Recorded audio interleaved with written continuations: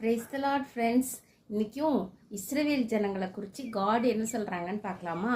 யோவேல் 14வது அதிகாரம் 4வது வசனம். நான் அவர்கள் சீர்கேட்டை குணமாக்குவேன், அவர்களை மனப்பூர்வமாய் சிநேகிப்பேன், என் கோபம் அவர்களை விட்டு நீங்கிற்று.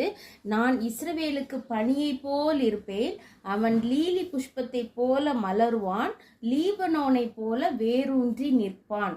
ஆமாம் ஃப்ரெண்ட்ஸ், இஸ்ரவேல் ஜனங்களோட சீர்கேட்டெல்லாம் நான் மன்னிச்சிட்டேன், அவர்களுக்கு நான் மனப்பூர்வமாக இறங்குவேன், அவங்களுக்கு நான் பனி மாதிரி இருப்பேன், அவங்க லீலி புஷ்பம் மாதிரி மலருவாங்க, லீபனோன மாதிரி நல்ல வேரூன்றி நிற்பாங்க அப்படின்னு சொல்லி அவங்கள மனப்பூர்வமாக ஆசீர்வதிக்கிறார் ஃப்ரெண்ட்ஸ் ஜீசஸ் அதனால் நம்மளும் ஆவிக்குரிய இஸ்ரவேலர்களாக இருக்கிறதுனால நமக்கும் ஆண்டவர் பனியை போல இருப்பார், நம்மளையும் மலர செய்வார், நம்மளையும் வேரூன்றி நிற்க செய்வார் ஃப்ரெண்ட்ஸ். தேங்க்யூ.